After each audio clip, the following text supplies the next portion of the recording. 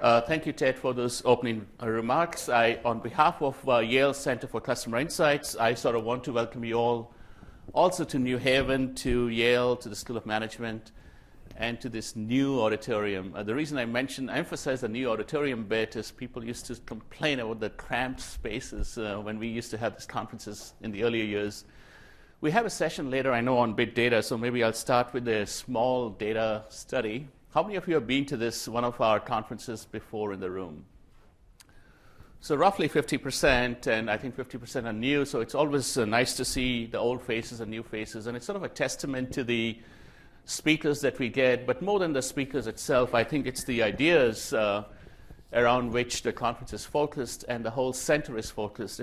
The mission of the center really is it's very simple really, it's to study, understand the changing consumer. That's all it is, to understand changing consumers, the way we shop, the way we consume media, what we buy, what impacts us, and so forth. And there's a second piece to it. It's not to study this in an ivory tower, or in our case, in a glass tower, but it's to do it with actively engage with the practitioners. So every project that we do at the YCCI has a leader in practice working with what we call leaders in academics to try to solve an interesting business question. And the conference itself has a role in that to say, like, what are the interesting ideas? How is the consumer changing in the different marketplace?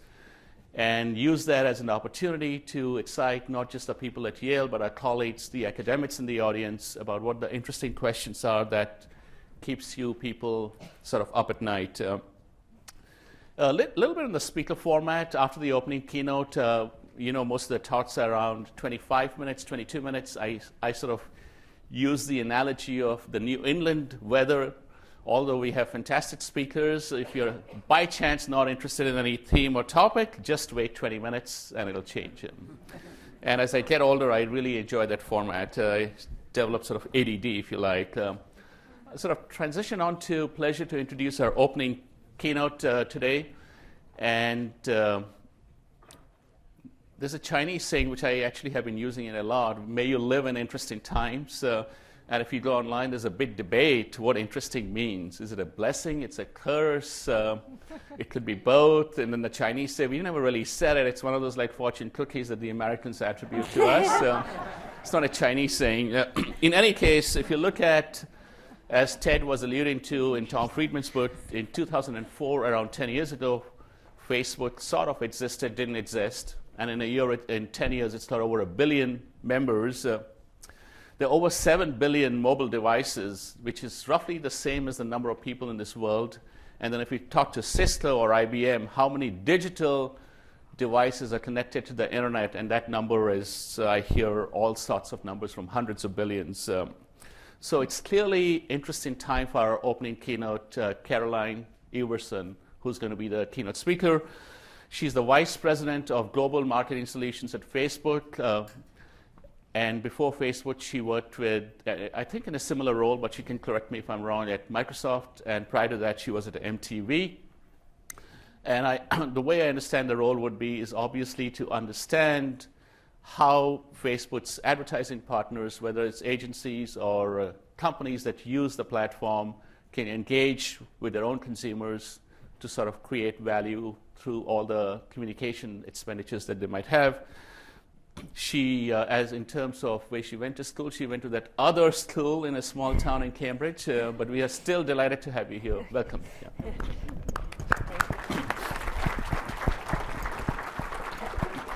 Thank you, Ravi. Okay, thank you for the introduction. What Ravi did not mention was that in 1985, my mother and I drove up from Long Island to visit Yale. I was applying to go to Yale undergrad, and I did not get in. So it's now 2014, and I brought my mother back, who's 74 years old, to say, Mom, I made it. I'm back. So thank you for having me. It is a real privilege to be here today. And the way I'm going to set this up is I'm going to talk for about 20 to 25 minutes about 3 major trends that really are informing how we're thinking about the Facebook business opportunity, Instagram, WhatsApp, and all of the other things that we're up to. And then I'm going to tell you a little bit about the Facebook value proposition, and we're going to leave time, about 20 minutes or so, for questions. So please feel free to think of the questions as we jump into this. So the first thing that I want to talk about is, and Ravi and the introduction from the dean set it up, I think we live in the most exciting time as marketers. There has actually never been a more dynamic time to do the things that we've probably wanted to do for the last several decades, which is to have a meaningful connection with people. Not cookies on digital, not mass audiences where you don't know what individual people want, but actual individual people. And there are three trends that are really driving that. The first I'm going to talk about is the global shift to mobile. We heard some stats from Ravi. I'm going to share some more. We're going to talk about personalization and then what it's going to mean for measurement. Because frankly, our existing measurement systems are archaic, and if we don't make them aware and available to actually measure what's happening in the future, we're going to have a significant issue in lagging what we're able to do as an industry. So let's first start with mobile. This is the picture of the Pope inauguration. Probably many people have seen this dichotomy between 2005 and 2013. Drastic difference. There are now more mobile phones than there are toothbrushes in the world. That does not make people at Colgate or Crest very happy when I talk to our clients there, but it is the truth. Since the mobile phone was invented 34 years ago, you heard the number, 7 billion phones are out there. Just in the last year, 1 billion smartphones were sold. Our world is going to be fundamentally different in the next several years when the majority of the world is connected to the internet. People are going to have access to information, basic information, financial services, health, and education like they've never had before. There's also going to be a complete opening of a new consumer group as they emerge into the middle class and have access to information about products. It is a fundamentally different time, and it actually has been the best thing that has happened to the Facebook business, and I'll talk about that a little bit later. What it's also meant for the consumer is that these lines have crossed. These lines had not crossed since literally the late 1950s when TV emerged and took over radio. So this is the first time in practically 60 plus years that consumer attention is now on a daily basis being spent more on digital than they are on TV. And think of the way the industry has been set up. We've been operating in a TV-centric environment where the creative gets briefed and we think about the 30-second spot, and we think that is the center of the consumer's universe, and the consumer behavior has shifted. They're now spending about 5 hours and 14 minutes on digital. Mobile is driving the significant growth, and about 4 hours and 31 minutes on TV. If you fast forward by the end of 2014, it's projected to be about 5 hours and 46 minutes in digital and about 4 hours and 28 minutes. So TV is still really important. It's still a very big part of consumers' lives, but something is happening very quickly to change that. And so when I sit with our partners and our clients and I say, this is the first time those lines have crossed in over 60 years, if we are not as an industry fundamentally thinking differently about how our go-to-market strategy is, we are doing something wrong. We are behind, and that's a big development. This is happening all around the world. In the US, people check their phones on average 100 times a day. Now, there's some really interesting stats. 25% of you take it to the bathroom, and I'm not going to disclose the percentage of you that actually claim to have it in bed when you're having sex, but people do. And so they are with us, and we have never had a device like this before. As a matter of fact, the phones that you all have in your pocket or out in front right now, and if you're on Facebook checking, we love that. That will be fine. But if you have your phone in front of you, that phone is more powerful than all of NASA's computers, all of it, the entire system that was set to send the 2 astronauts to the moon in 1969. Your individual phone. And so think about the access to information that consumers now have all around the world. It's fundamentally changing. We have stories of farmers in India accessing crop price information and weather information that's fundamentally changing the way they're allowed to do business. We had a story of a gentleman last week, 39-year-old man named Andre, who lives in a favela in Rio. If I were to show you the picture of his favela, this is not the place that you would think about an entrepreneurial idea coming out of necessarily. Real deep poverty. And yet Andre, access to a phone, access to Facebook, started a sandwich business. He has 9 employees and he's about to launch a franchise. So dreams are coming true for individuals all around the world because suddenly they have access to information, access to commerce, access to weather, and basic services. It's fundamentally changing the way we think about the marketing opportunity. The second huge trend is personalization. We do not have tolerance right now for messages coming at us that are not meaningful to us. Think about the way our entire commerce industry started way before mass media. You would have a shopkeeper. That shopkeeper would know who you were personally. Go back to the early days of Walmart when Sam Walton started the first Walmart. They knew who their customers were. They knew if their customers liked oranges. They knew the children's names. They knew how to make things personalized. And while that was great, business was really only allowed to be conducted in the small towns and villages. And then mass media emerged, and suddenly we had the ability to reach millions of people through print, TV, radio, and build beautiful, large brands.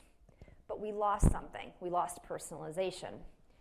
When you combine the power of the individual device that people have and the scale of the mobile phone with the ability to personalize marketing for the very first time, this is fundamentally different than it was ever before.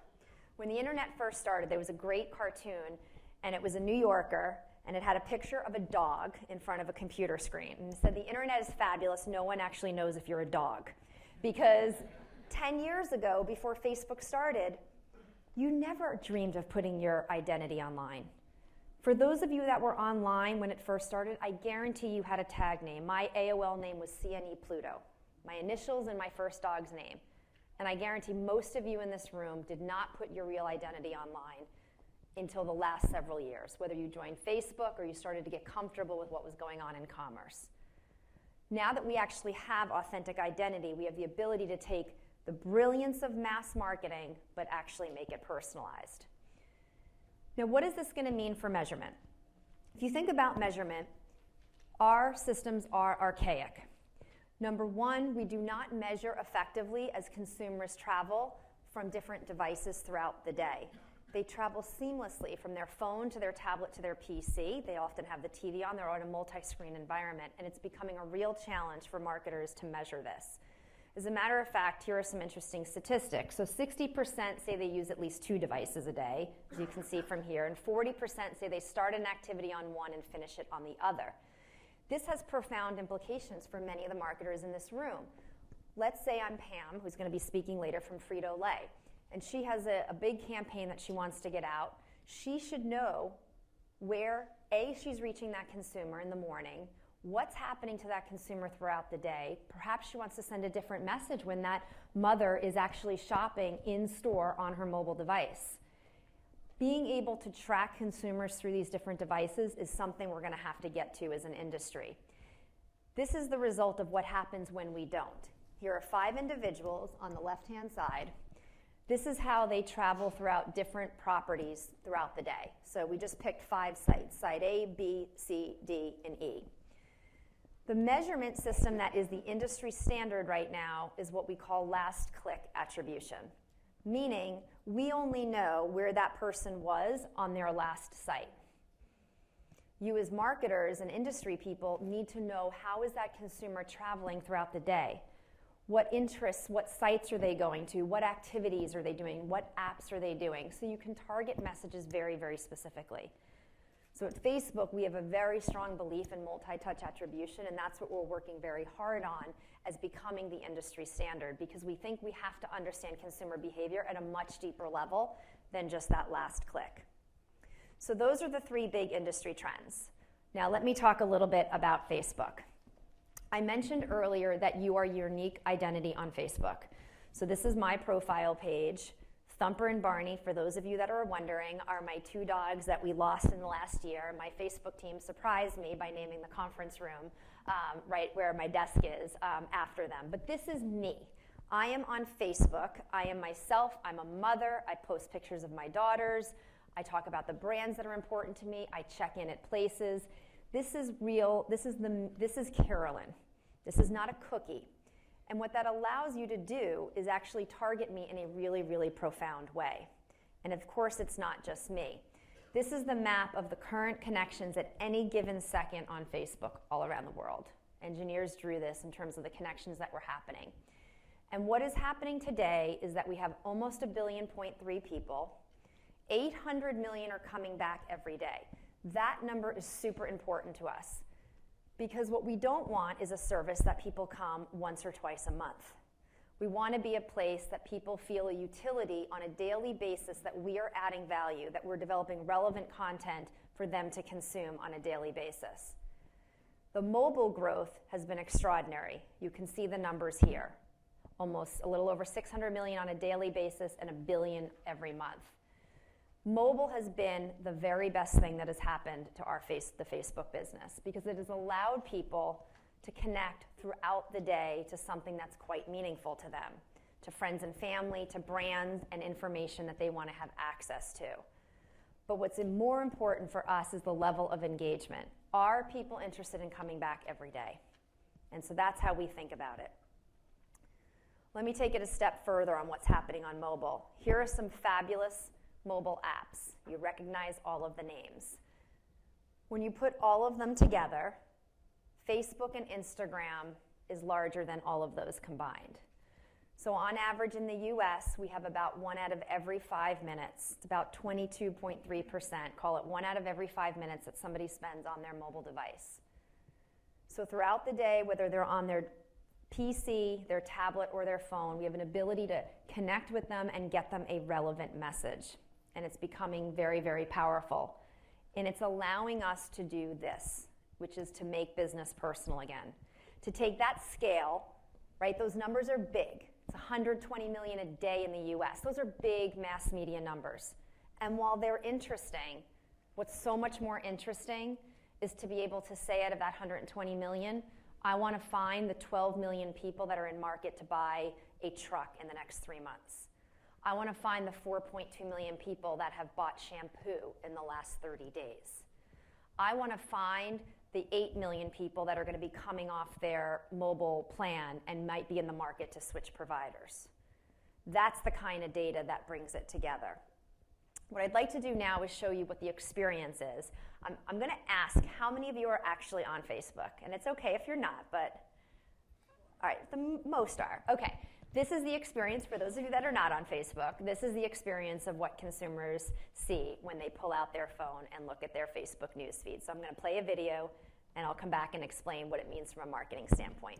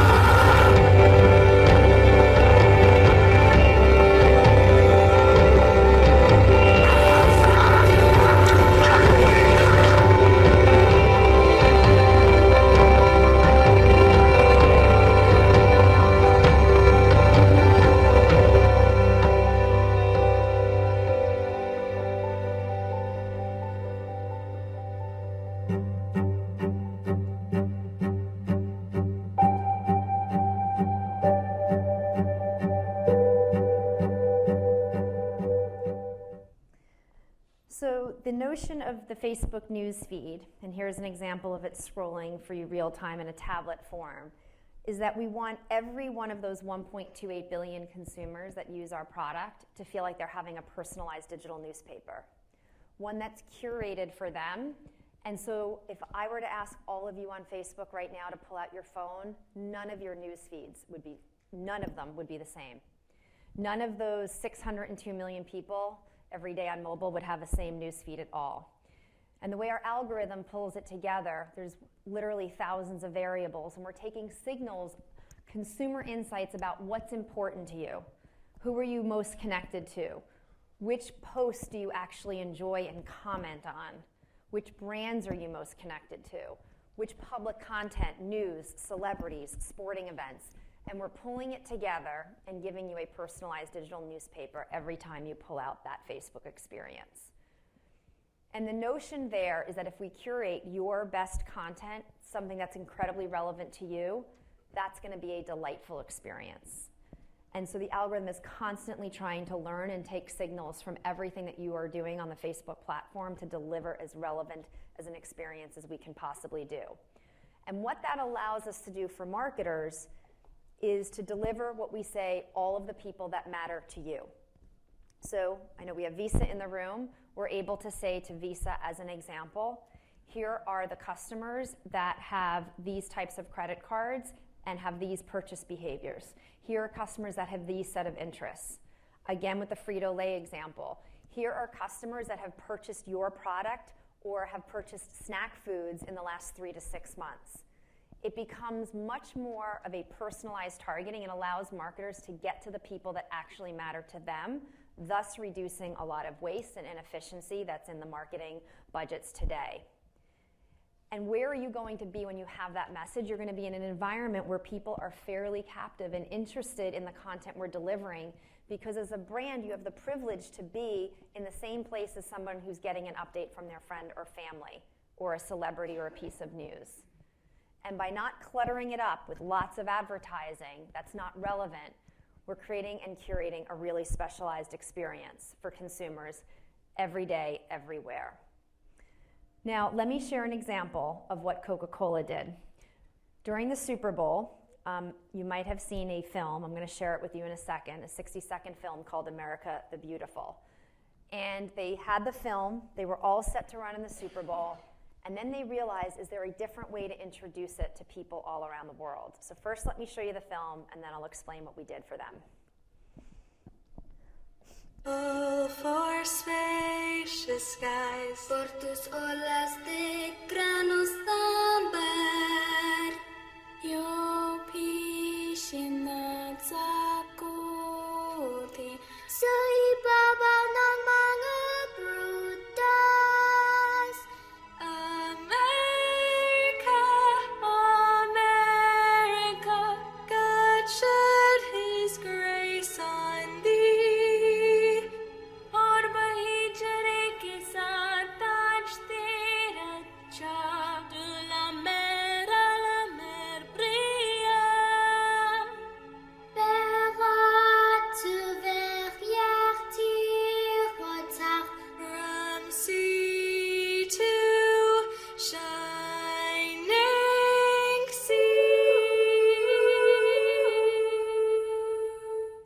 Beautiful piece of work by Wyden and Kennedy and the Coke team. They wanted to start a cultural conversation in America, which then wound up expanding across the globe. What they didn't realize is that we could take that film and just distribute it to however 100 millions of people they wanted to, 120 million people in the US or beyond. But then what we did is we took that film and we cut it into 18 micro niche audiences. So here are examples of how we introduced that film into people's news feeds. If you were Middle Eastern American, if you were from the LGBT community or the US Hispanic community, where there's 23 million people every day on Facebook. And here are some of the other niche audiences.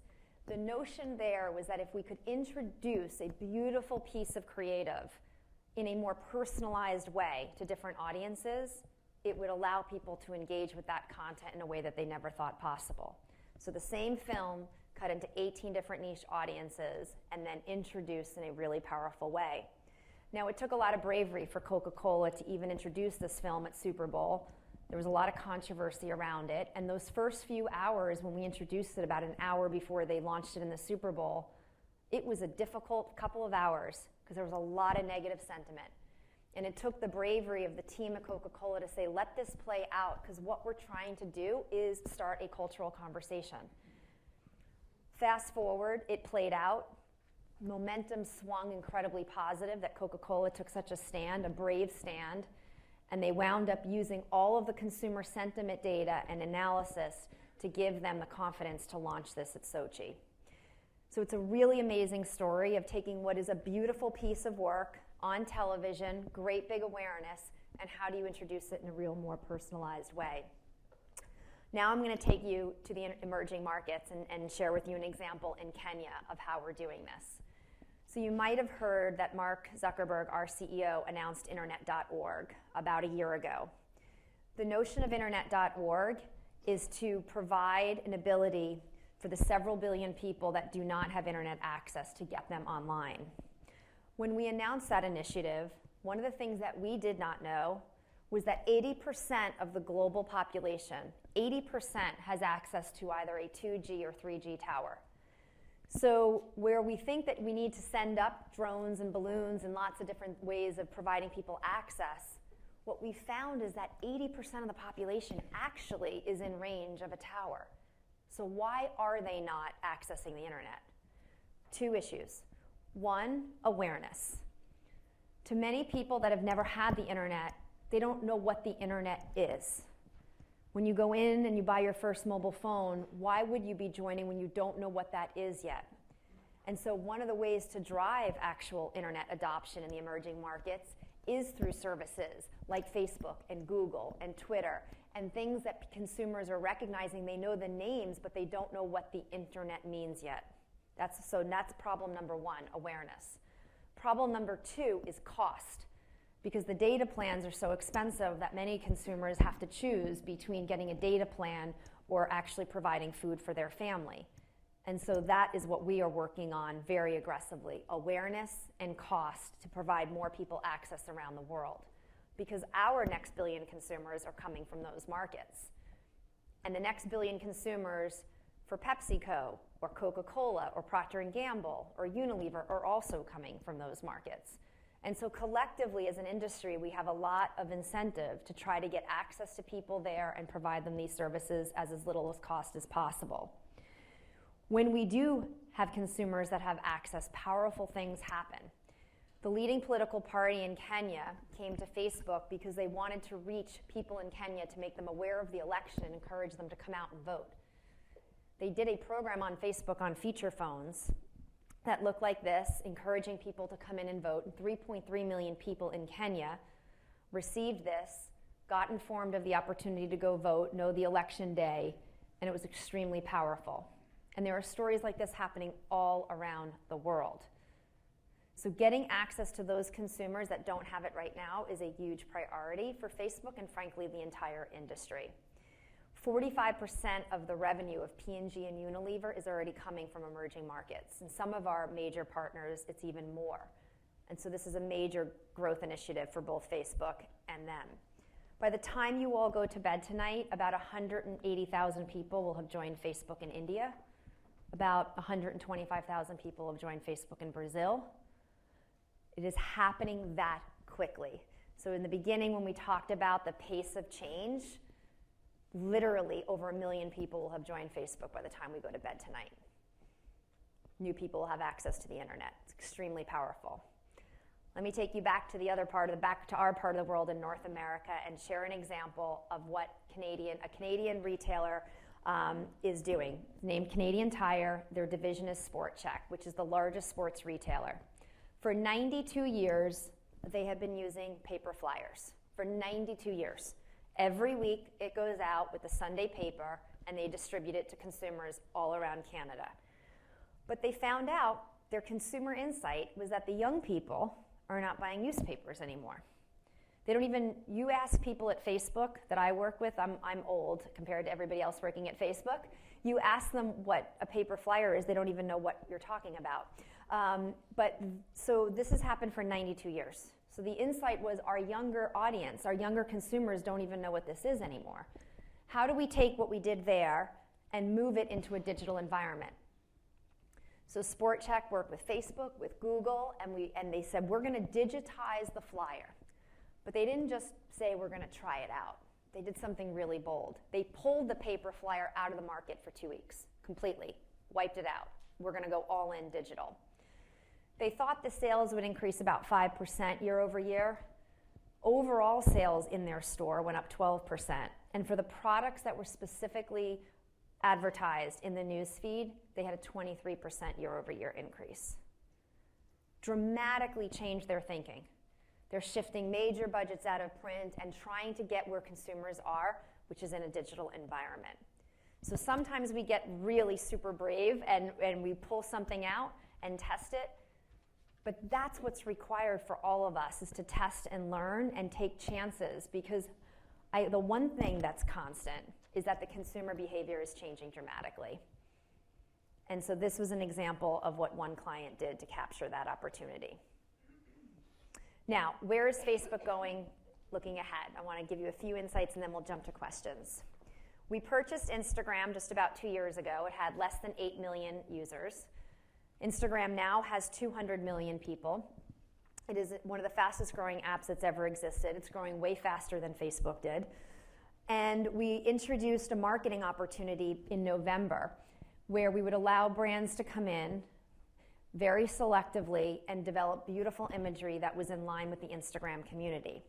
Now, people ask me all the time, what's the difference between Instagram and Facebook?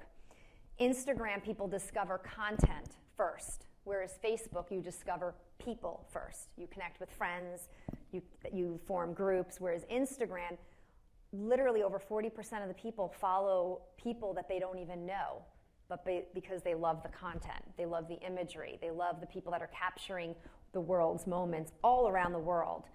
So we've allowed brands to come in, and we're in the very, very early days, but we're really excited by the results we're seeing, because what we're allowing brands to do is actually get beautiful creative into that environment, and what we're seeing is excellent results, anywhere from 20 to 30% increases in the basic brand metrics of ad recall and awareness.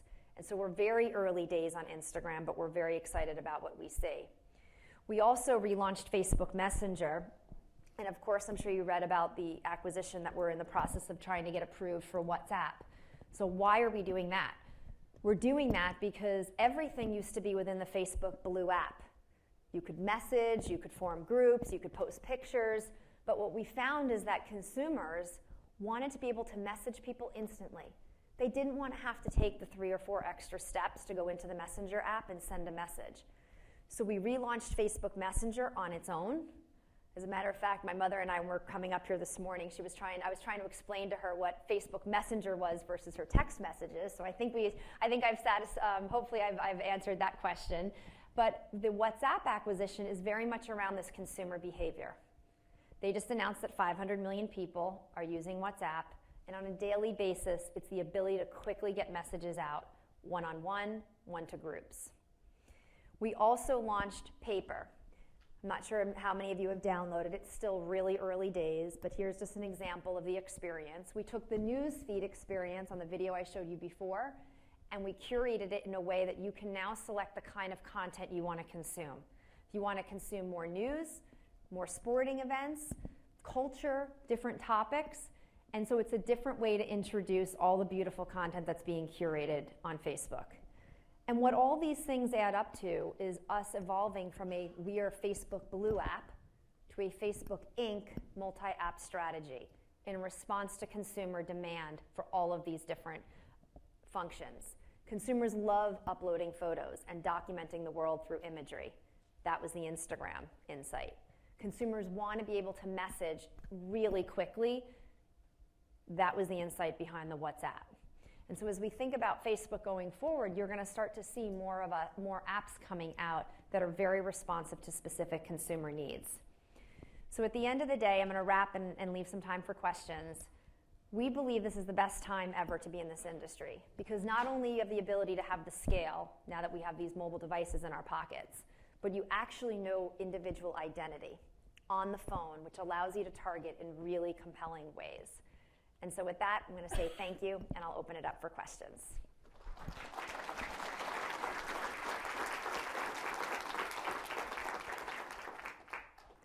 And I think I just pick, and then you get a microphone. Yes, up in the top. Can you talk about the future of communities with regard to brands on Facebook? Obviously, that's I work at an agency, and we manage a number of brands. I'm a big believer in Facebook still, and I love this. Thank you. This is awesome. But the question we're struggling with is we've got a huge community base that we've created, and we don't know where it fits in your strategy or the brand's. Great question. Thank you for asking the question. So 2 or so years ago, if you were working with Facebook, your strategy would have been have a brand page, acquire fans. We would have given you metrics like how many likes, how many shares, how many comments. And while that was good, it was missing 2 key things. It was missing a focus on business metrics. Are we moving product off the shelf? Are we selling cars off the lots? Like, can we actually tie what consumers see on Facebook to actual business results? So we had a big evolution on our measurement. And the second thing that we didn't predict was going to happen as quickly as it did, which is just the law of large numbers. As more and more people have joined Facebook and more content gets produced and put up on Facebook, there's a limit to how much we can show you. So on any millisecond, there's about 1,500 stories. We call them stories. It could be a brand story. It could be a news event or a friend update. There's about 1,500 of them that we could show you, that the algorithm could show you. And it selects about 150. And that's how many often people will scroll throughout the day. So what has happened is brands that used to rely on, let's get my fan base. So let's say I'm a brand. I'll pick a brand. I'm a shoe brand and I have 1 million fans.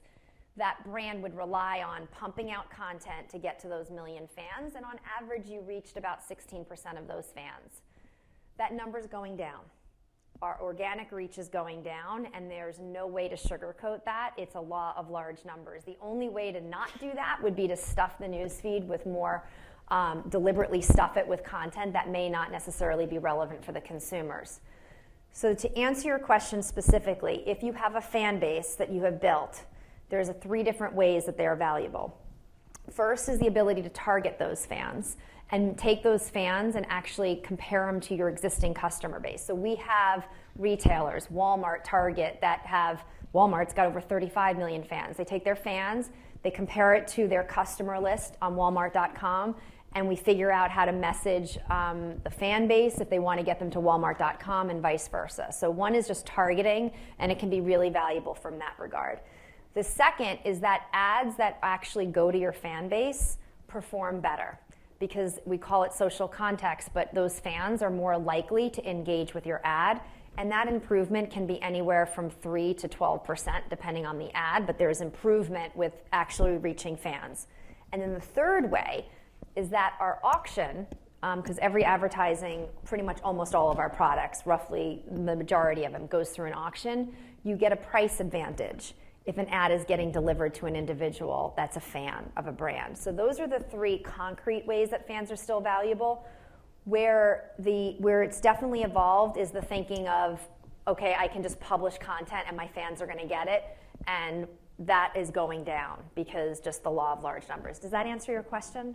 Yeah, it does, and I think the follow-up would be, if my brand wants to advertise on Facebook, do I need to have a community at all? Well, do you need to have any fans, you mean? Yeah, do I need to make community management? The answer is no. Okay. The quickest answer I can give you is no. I could show up today. I am Andre, the 39-year-old in a favela who started a sandwich business. I'm Andre. I just want to let people know in that favela community that I have a sandwich business, and I'm going to target those people. So the answer is you do not need to build a bunch of fans today to have a presence on Facebook. Other questions? Yes, please.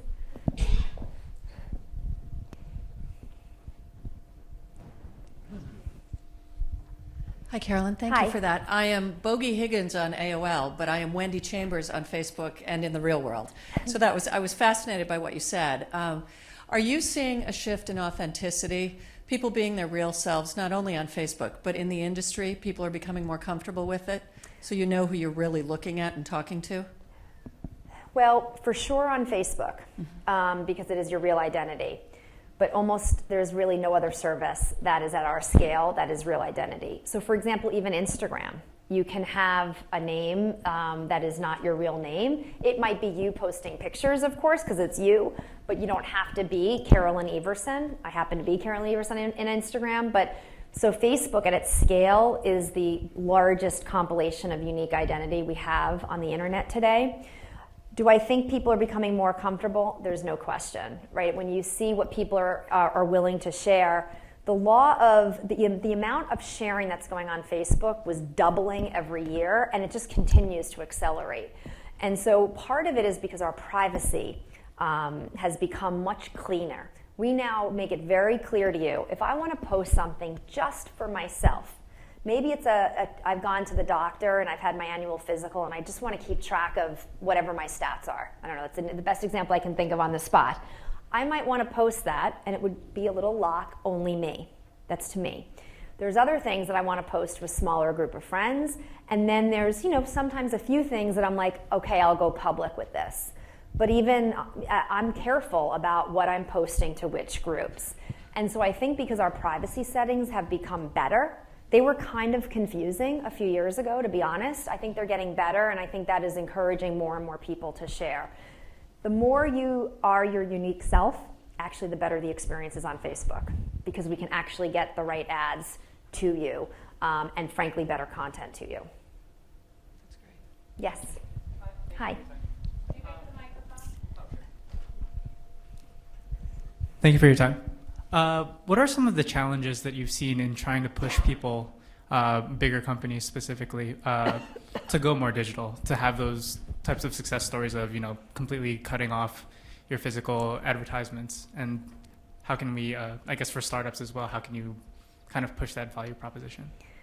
So the number one answer that I got, we have a client council at Facebook that I started 3 years ago, and it has 12 global CMOs and 8 agency CEOs. So there's this group of 20, and I get together with them every quarter, and they tell me the number one thing that's holding companies back is culture within their companies. Because look, this stuff is not easy, right? I can stand up here and say, okay, of course we deliver great results. Like, of course we have 1 billion people. Like, it's just not easy, because you've been doing, all of us. I mean, I worked in TV for 8 years. I worked in print. Like, I have a deep respect and understanding for all these mediums. When you've done something a certain way, it's not easy to suddenly take a huge risk and say, I'm going to try something different. The biggest thing that overcomes that is actually just always focusing on the consumer. Like, if you are laser focused on a consumer insight and consumer behavior, it becomes hard to argue with not evolving. And so whenever we hit bumps in the road, I always try to bring it back to the consumer. By the way, I'll tell a quick story about the Facebook business. When we went public 2 years ago, right after that, it was not a great time for us, as some of you might remember. And many analysts were like, Facebook's never going to be able to convert to a mobile business. Like, they're finished. Mobile's going to kill them. The consumer behavior changed so dramatically on us, it even caught us off guard. We had a point in time, we went public in April, May, I can't remember exactly when it was, April, May. In that summer, more consumers joined Facebook on their mobile device than they did desktop. Not in Korea or India or Southeast Asia or Africa, where you'd expect that, actually in the United States and Western Europe. So when we had lines cross, remember I showed you the mobile to digital TV, we had our own lines cross, which is our consumers were saying, yes, that's lovely that you were started by Mark in college as a desktop company, but like, we're going mobile. And either Facebook, you're going with us or you're not. And we had to completely revamp our company. And so I tell that story in the spirit of like, we're like a technology company watching consumer data like every millisecond, and it even happened faster than we expected. And so that's how I usually talk about it when I'm sitting in meetings. But it's you need to have some brave people in the room to say, we're going to do something. You're going to hear some examples later. I'm pretty sure Pam's going to share some work we've done with Frito-Lay, and their team is incredibly brave and is willing to try new things, and I think that makes a big difference. Yes? We only have time for one more question. Okay, sorry. I'm probably answering too long. So much pressure. So I was just wondering, you talked before about the ad targeting in terms of community members, right? But the valuation of an impression within your environment versus the valuation of an impression in a traditional web environment, and the value of a like, right, or a follower. And obviously the purchase funnels differently in your, or you're trying to build a different type of purchase funnel within social, but how do you stack up your value or your impression versus if you're selling to or competing against someone who's buying media within the traditional web environment? How do you make it more compelling? So we're not trying to change the purchase funnel. The consumer has already blown up the purchase funnel, right? And so the consumer's already done that. The consumer goes and does price checks and moves seamlessly across apps. They have devices in stores, and so we had nothing to do with that. Consumers have everything to do with that. That's the first thing. The second thing I would say is we have a simple thing that I say to clients. We have to be your best dollar spent. I don't want to be a good dollar spent. We want to be your very best dollar. Now, we happen to be having some really nice success lately because we've got scale and we actually can target precise consumers. So think about an auto company where 2 years ago we didn't have all these capabilities, but now I can say to Ford and GM and Chrysler, okay, they might show their ads on TV, but think about all of you in the room. If I were going to ask you, raise your hand if you're going to buy a car in the next 30 days. Any of you? Okay. 2 or 3. Fine. 2 or 3 of you. I guarantee every one of us in this room, if we turn on TV, are going to see many car ads this weekend. Many. Turn on the TV tonight, you're going to see a lot of them. When I can say to the auto companies, we can tell you those 3 people that have been looking at Kelley Blue Book and Edmunds in the market, their lease is expiring, this is the kind of auto that they own currently. It's incredibly relevant and valuable information. So it totally changes the ROI that clients are seeing from the offering. Again, 2 years ago, we didn't have that capability. I would have said to them, you can show your ads on Facebook to your fan base, because that's all we had 2 years ago. You would have your ad and you could show it to fans. When you blend the science and the art that we have now, the science of actually the data, the right customers, and getting the right insights with beautiful creative that's relevant, the performance has been quite extraordinary. And so we have actually not had much of an issue in comparing the value of an impression. We really focus directly on, are we moving product off the shelf? Are we moving cars off the lots? Are we selling more mobile devices? Just to make sure that we can look a client in the eye and say, we can be a business partner. So that's at least how we think about it. Thank you very much. Thank you.